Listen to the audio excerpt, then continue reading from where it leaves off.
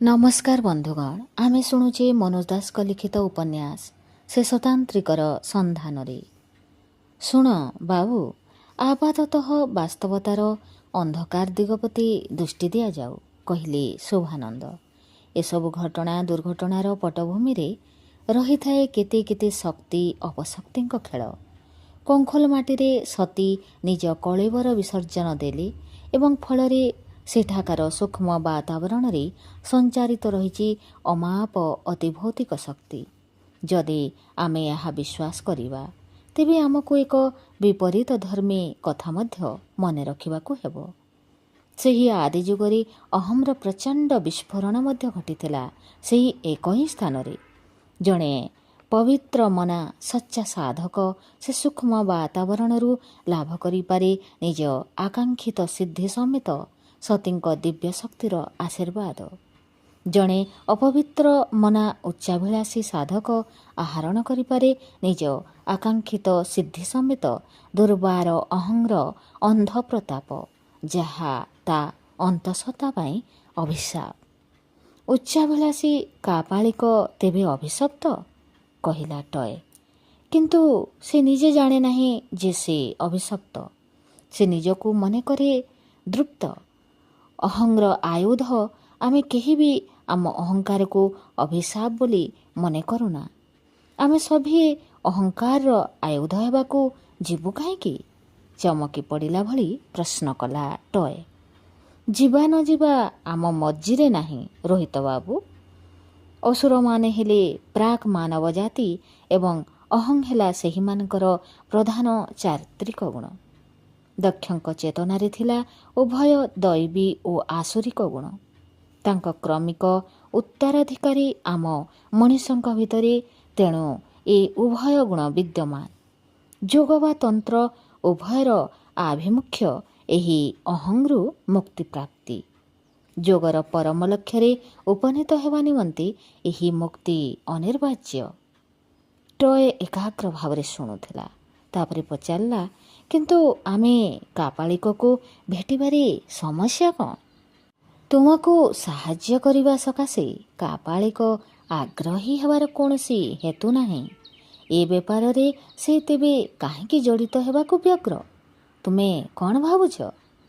तार आपणार स्वार्थगत उद्देश्य किछि अवश्य रहिथिबो। ठीक, आउ तुम मानकर ज्ञान बुद्धि जेहेतु ता तुलनारे बहुत अधिक, तेणु तुमे तार से भली उद्देश्य बुझिपारिब एवं ताहा चरितार्थ हेबारे सहयोग करिब नाही। एहा ही संभवतः तुम सिद्धांत ना आउ किछि? मने हुए तुमे ठीक कहूछ शोभानंद जी। किंतु ए सबु परिस्थिति रे ज्ञान बुद्धि को स्तब्ध कर दियंती भिन्न भिन्न अदृश्य शक्तिर प्रभाव। परिस्थिति हेला कापालिकार कौनसी प्रस्ताव ग्रहण करिबा जेमती विपज्जनक होई पारे, ताकू अवज्ञा करिबा मध्य सेमती होई पारे, मंतव्य देला चिन्मय। शोभानंद सह आम मैत्री प्रगाढ़ हेला क्षिप्र गतिरे। ए आश्रमर प्रतिष्ठातांक वियोग अंते तांक असुस्थ उत्तराधिकारींक अनुरोध क्रमे से निज गुरुंक निर्देश रे एहार तत्वावधारक रूपी कार्यनिर्वाह करुथिले। जेहेतु एहार प्राय समस्त अंतेवासी बैरागी एवं कौनसी दायित्व बहन पाई अपारग बा अनिच्छुक। तांक निज गुरु हिमाद्री बाबा स्वतंत्र विख्यात नुहंती, किंतु जो जोगी बा साधक बा आध्यात्मिक संधानी माने तांक संस्पर्शरे आछंती, सेमाने तांकु जानती जणे विरल श्रेणीर महात्मा, जणे महान जोगी तथा तंत्रविद भावरे। हिमालयर 3-4 गोटी निर्जन स्थान रे तांक कालक्षेपणर व्यवस्था रहिछि। मध्य मध्य हरिद्वार आसिले से तांक अनुगत जणे विशिष्ट सामंतंक अतिथि भवन रे रहंती। कापालिकर विषदृष्टि रे पड़ी कलबल होइथिबा कोनोसी कोनोसी व्यक्ति तांक प्रसादरू रक्षा पाइछंती एवं से भावदुरी कापालिक पराजित एवं अपमानित अनुभव करिछि। ଶୁଭାନନ୍ଦଙ୍କୁ ଏଡ଼ାଇ ତା ଦୂତ ଆମମାନଙ୍କ ସହ ସାକ୍ଷାତ କରିବାର ତାହା ହିଁ କାରଣ। ବିଡ଼ମ୍ବନା ହେଲା, ସନ୍ଧାନୀ ଜୀବନର ପ୍ରଥମ ପର୍ଯ୍ୟାୟରେ କାପାଳିକ ହିମାଦ୍ରୀ ବାବାଙ୍କର ହିଁ ଶିଷ୍ୟ ଥିଲା। ବହୁ ବର୍ଷ ପରେ ହୈମବତୀ କେନ୍ଦ୍ରିତ ନାଟକ ଉପରେ ଯବନିକା ଅବତରଣ ପରେ ମୁଁ ମାନାଲି ପ୍ରତ୍ୟାବର୍ତ୍ତନ ପୂର୍ବରୁ ବୃଦ୍ଧ କୃପାକ୍ଷମଙ୍କ ସହ ଥରେ ସାକ୍ଷାତ ହୁଅନ୍ତେ କଥା ପ୍ରସଙ୍ଗରେ ସେ ମୋତେ କହିଥିଲେ, ତା ବିଚ୍ୟୁତିର ଇତିକଥା। ହିମାଦ୍ରୀ ବାବାଙ୍କ ପ୍ରତ୍ୟକ୍ଷ ଶିଷ୍ୟ ଓ ସାଧକ ଶୁଭାନନ୍ଦଙ୍କୁ ବି ଏହା ଜଣାନଥିଲା। କାରଣ ମହତ୍ ହୃଦୟ ହିମାଦ୍ରୀ ବାବା ତାଙ୍କ କୌଣସି ଶିଷ୍ୟର ଦୋଷ ଦୁର୍ବଳତା କଥା ଉଚ୍ଚାରଣ କରୁନଥିଲେ, ଯଦି ତାହା ପ୍ରକୃତରେ ଆବଶ୍ୟକ ହେଉନଥିବ। ସାଧନାରେ କାପାଳିକ ଜାହ୍ନବ କରୁଥାଏ ଆଶାତୀତ କ୍ଷିପ୍ର ଅଗ୍ରଗତି, କିନ୍ତୁ କୃପାକ୍ଷମଙ୍କ ଭାଷାରେ ଏକ ପ୍ରସ୍ଫୁଟିତ ଗୋଲାପ ଭିତରେ କୀଟଟାଏ ରହିଥିବା ପ୍ରାୟ ତାହା ଭିତରେ ଥିଲା ଗୋଟିଏ ଦୁର୍ବଳତା। ହିମାଦ୍ରୀ ବାବାଙ୍କ ଭକ୍ତ ସାମନ୍ତ ଜଣଙ୍କର ସୁନ୍ଦରୀ ଦୁହିତା ପ୍ରତି ବାବାଙ୍କ ଅଜ୍ଞାତସାରରେ ଦୁର୍ବାର ଆକର୍ଷଣ ଅନୁଭବ କରି ତାଙ୍କଠାରୁ ବିଚ୍ୟୁତ ହୋଇ ସେ ଆଉ ଜଣେ ତନ୍ତ୍ରବିଦ୍ଠାରୁ ବଶୀକରଣ ବିଦ୍ୟା ଆୟତ୍ତ କଲା। କିନ୍ତୁ ହାୟ, ତାହା ପ୍ରୟୋଗ କରିବା ପୂର୍ବରୁ ସୁନ୍ଦରୀ ଚାଲିଯାଇଥିଲେ 7 ସମୁଦ୍ର ସେପାରି କୌଣସି ଦେଶକୁ। ଜୟାର୍ଣ୍ଣବ ଆଉ ଆଦିଗୁରୁ ପାଖକୁ ଫେରି ନଥିଲା। ଏକତ୍ର ନୈଶାହାର ପରେ ଆମେ ଶୁଭାନନ୍ଦଙ୍କ ସହ ବସିଥିଲୁ ଦ୍ୱିତଳ ବାରନ୍ଦାରେ। ସ୍ୱଳ୍ପଭାଷୀ ଶୁଭାନନ୍ଦ ବୋଧହୁଏ ବହୁଦିନ ପରେ ପାଇଥିଲେ ଆମ ଭଳି ବିଦଗ୍ଧ ଶ୍ରୋତା, ବିଶେଷତଃ ତୟ ଭଳି ଜଣେ ଏକାନ୍ତ ସରଳ ଜିଜ୍ଞାସୁ। ଚିନ୍ମୟ ବ୍ୟତୀତ ଆମେ ତାଙ୍କୁ ସେ ଯାଏ 25ରୁ 30 ବର୍ଷ ବୟସର ଯୁବକ ବୋଲି ଧରି ନେଇଥିଲୁ, କିନ୍ତୁ ଜାଣି ଆମୋଦିତ ହେଲୁ ସେ ସଦ୍ୟ ଅର୍ଦ୍ଧଶତାବ୍ଦୀ ଅତିକ୍ରମ କରିଥିଲେ। ସେ ଆହୁରି ମଧ୍ୟ ଆକସ୍ମିକ ଭାବରେ ତଥା ଅବଲୀଳାକ୍ରମେ ଅତିକ୍ରମ କରିଥିଲେ ଉନ୍ମେଷଶୀଳ ସମ୍ଭ୍ରାନ୍ତ ଜୀବନଯାପନର ନିଶ୍ଚୟତା। ପିତା ଥିଲେ ବ୍ରିଟିଶ ଯୁଗର ICS, ଭାରତ ସରକାରଙ୍କର ଜଣେ ତୁଙ୍ଗ ହାକିମ। ଏ କନିଷ୍ଠ ପୁତ୍ର ପାଇଁ ଇଂରେଜ ପରିଚାଳିତ ସବୁଠୁ ଦାମୀ ବିଦ୍ୟାଳୟରେ ଶିକ୍ଷାପ୍ରାପ୍ତି ବ୍ୟବସ୍ଥା କରିଥିଲେ। ପରେ ବିଶ୍ୱବିଦ୍ୟାଳୟରେ ମଧ୍ୟ ସୁପୁତ୍ର ଅର୍ଜନ କରିଥିଲା ପ୍ରଭୂତ କୃତିତ୍ୱ। ପ୍ରସ୍ତୁତ ହେଉଥିଲା କ୍ୟାମ୍ବ୍ରିଜ କିମ୍ବା ଅକ୍ସଫୋର୍ଡ଼ରେ ଅଧ୍ୟୟନ ସଙ୍ଗେ ସଙ୍ଗେ ICS ପରୀକ୍ଷା ନିମନ୍ତେ। କିନ୍ତୁ ସବୁ ବଦଳାଇ ଦେଲା ଗୋଟିଏ ସ୍ୱପ୍ନ। ଆମେ ସମୟ ପାଶୋରି ଦେଇଥିଲୁ। ଟୟ ଜେରା କରୁଥାଏ ଏବଂ ଶୁଭାନନ୍ଦ ଗପି ଚାଲିଥାନ୍ତି। ତାଙ୍କ ପୂର୍ବ ପରିଚିତ ଚିନ୍ମୟକୁ ମଧ୍ୟ ତାଙ୍କ ଇତିବୃତ୍ତ ଅଜଣା ଥିଲା। ମା'ଙ୍କୁ ନେଇ ତୀର୍ଥଯାତ୍ରା ଉଦ୍ଦେଶ୍ୟରେ ଶୁଭାନନ୍ଦ ଆସିଥିଲେ ହରିଦ୍ୱାର। ଦିନକର ପ୍ରତ୍ୟୁଷ ଗଙ୍ଗାର ଅପେକ୍ଷାକୃତ ଏକ ନିର୍ଜନ ଘାଟରେ ସ୍ନାନ କରୁଥିଲେ ମା'। କୂଳକୁ ଲାଗି ଅପେକ୍ଷା କରିଥିଲେ ତାଙ୍କ ପରିଚାରିକା ଏବଂ ଅଦୂରରେ ଘାଟ ଉପରେ ଶୁଭାନନ୍ଦ। ଅବଶ୍ୟ ସେତେବେଳେ ତାଙ୍କ ନାମଟି ଭିନ୍ନ ଥିଲା। କୁହେଳି ଭିତରୁ ପ୍ରକଟିତ ହେଲା ଏକ ସୌମ୍ୟ ରୂପରେଖ। ସନ୍ନ୍ୟାସୀ ସୁଲଭ ଶ୍ମଶ୍ରୁ ତଥା ସାଧାରଣ ଧୋତି ଓ ଉତ୍ତରୀୟ ଶୋଭିତ ସେ ଆକୃତିରେ ଅସାଧାରଣ କିଛି ହିଁ ନଥିଲା। କିନ୍ତୁ ମୁହୂର୍ତ୍ତକ ଉତ୍ତାରୁ ଶୁଭାନନ୍ଦଙ୍କର ମନେ ହେଲା ସେ ଯେମିତି ହଠାତ୍ ଅପରୂପ କିଛି ଦେଖୁଛନ୍ତି। ରହସ୍ୟ ଆଉ କିଛି ନୁହେଁ, ସନ୍ନ୍ୟାସୀଙ୍କ ଦୃଷ୍ଟିର ଆକର୍ଷଣୀୟତା, ଚାହାଣୀର ସ୍ନିଗ୍ଧତା। ଯିଏ ଜଣକର ମୁହଁରେ ଦେବତ୍ୱର ପାରିଜାତ ଫୁଟାଇ ପାରେ, ଏହା କହିବା ବାହୁଲ୍ୟ ଥିଲା ତାଙ୍କ କଳ୍ପନାର ବାହାରେ। କୌଣସି ବ୍ୟକ୍ତି ଆଗରେ ସେ ପ୍ରଥମ ଥର ପାଇଁ ଅଭିଭୂତ ଅନୁଭବ କଲେ। ମା ଉଠି ଆସିଥିଲେ କୂଳକୁ। ସେ ତାଙ୍କ ଗରଦ ଶାଢ଼ୀରେ ଦିଶୁଥିଲେ ପବିତ୍ର। ସେ ତତ୍କ୍ଷଣାତ୍ ପ୍ରଣିପାତ କଲେ ସନ୍ନ୍ୟାସୀଙ୍କୁ ଓ କରଯୋଡ଼ି କହିଲେ, ବାବା, ଆପଣ ସମ୍ପ୍ରତି ଏଠାରେ ଅବସ୍ଥାନ କରୁଛନ୍ତି ବୋଲି ଶୁଣିଥିଲି।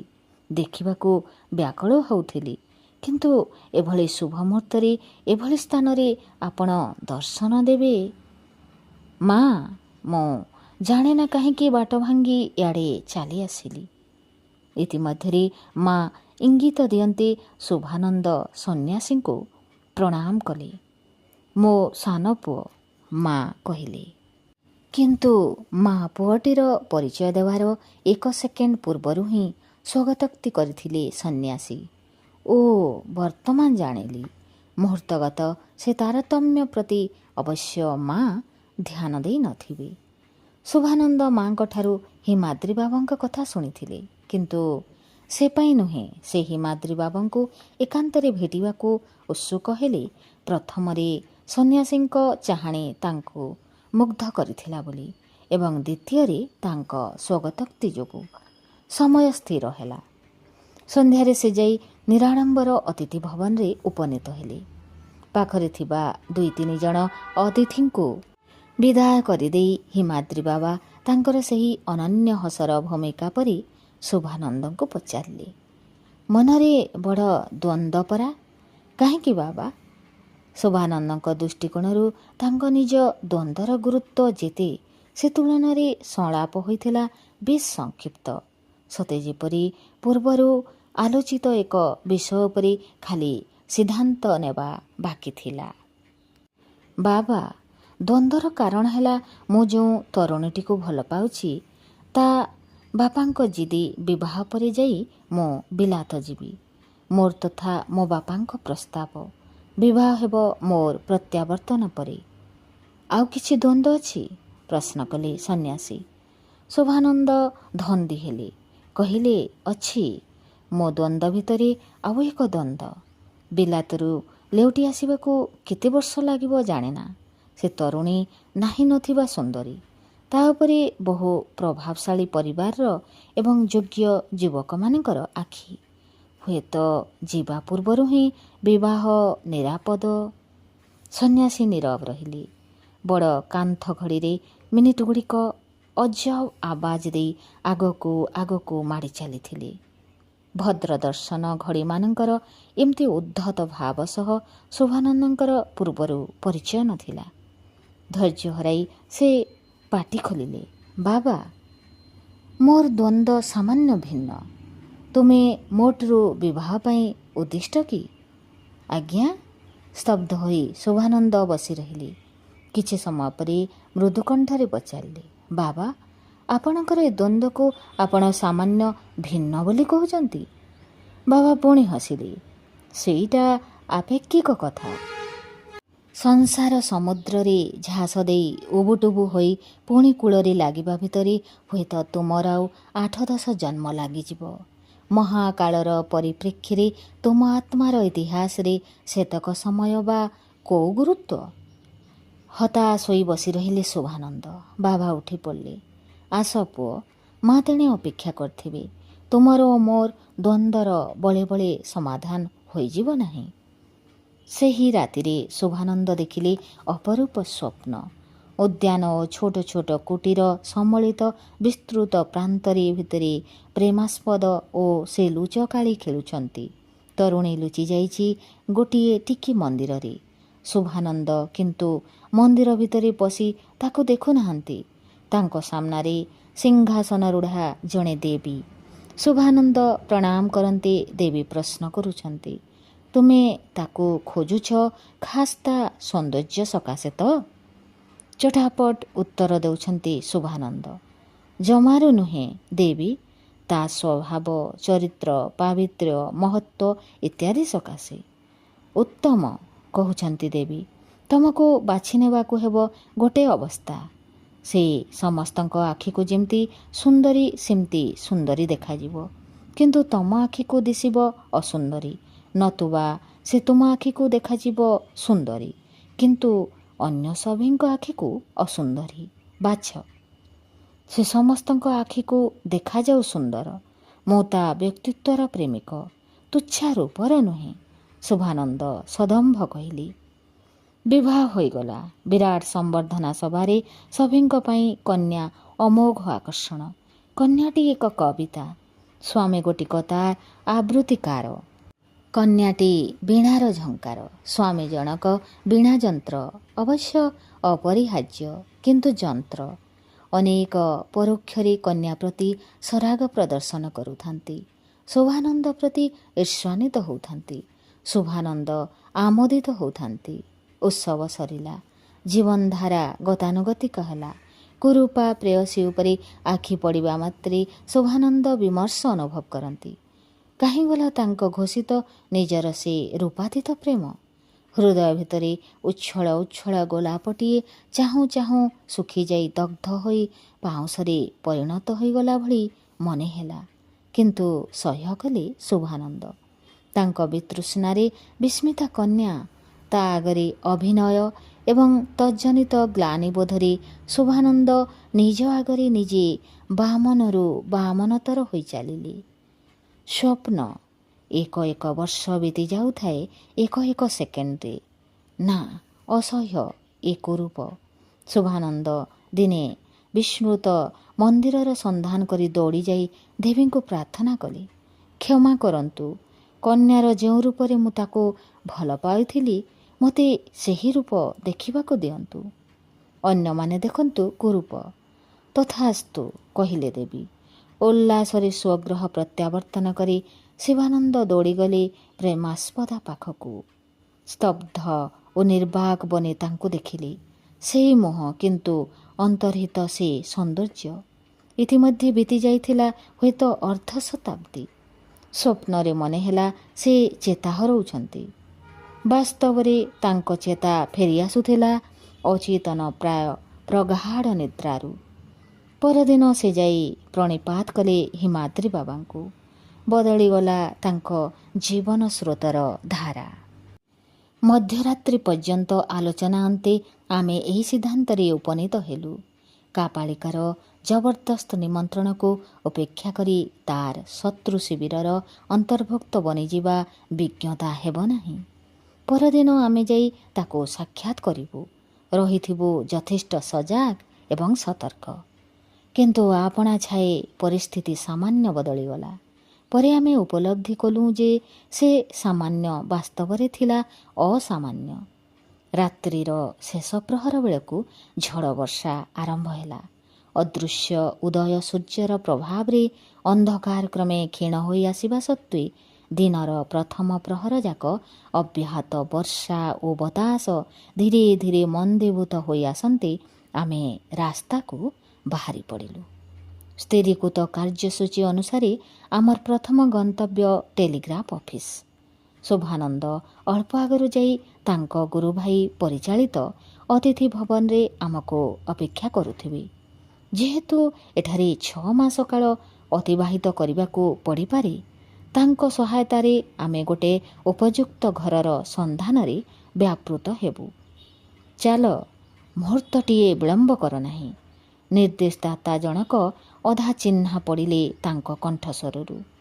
ସେ ପାଖେ ଆସିଲେ। ପୂରା ଚିହ୍ନିଲୁ। ଗତକାଲି ଆମକୁ ଭେଟିଥିବା କାପାଳିକଙ୍କ ଦୂତ।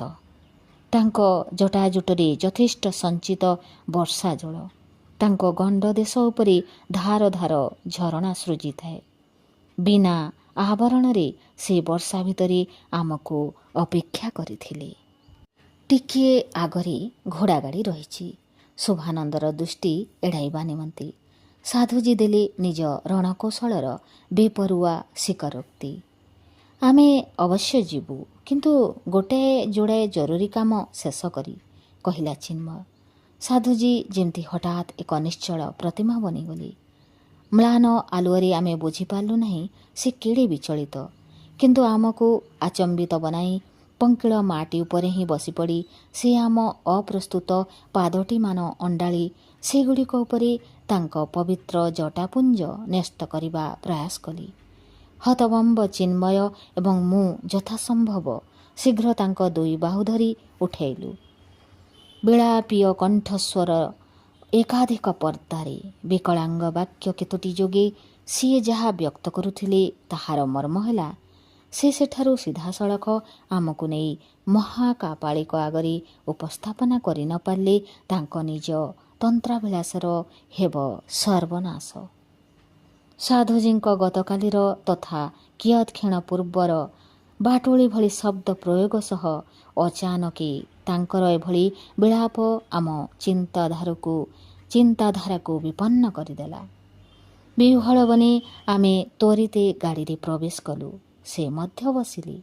କଙ୍ଖୋଲଠି ଗଙ୍ଗାର ଅପେକ୍ଷାକୃତ ଜନବିରଳ ଗୋଟାଏ ଘାଟର ଅଦୂରରେ ଏକ ଅନତି ବୃହତ ଅର୍ଦ୍ଧେକ କୋଠା ଅର୍ଦ୍ଧେକ ଚାଳିଘର ସମ୍ମାନିତ ଆଶ୍ରମ ଆଗରେ ଅବତରଣ କରିବା ପର୍ଯ୍ୟନ୍ତ ସାଧୁଜୀଙ୍କ ସହ ଆମର ଆଉ କଥାବାର୍ତ୍ତା ହୋଇନାହିଁ। ସେତେବେଳକୁ ଦିନର ଦ୍ୱିତୀୟ ପ୍ରହର।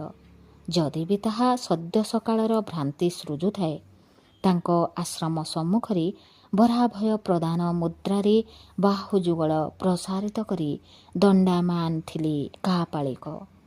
ପ୍ରଣତ ଭକ୍ତବୃନ୍ଦଙ୍କ ସହ ସେ ସେହି ରୀତିରେ ଆଶିଷ ପ୍ରଦାନ କରୁଥିବେ।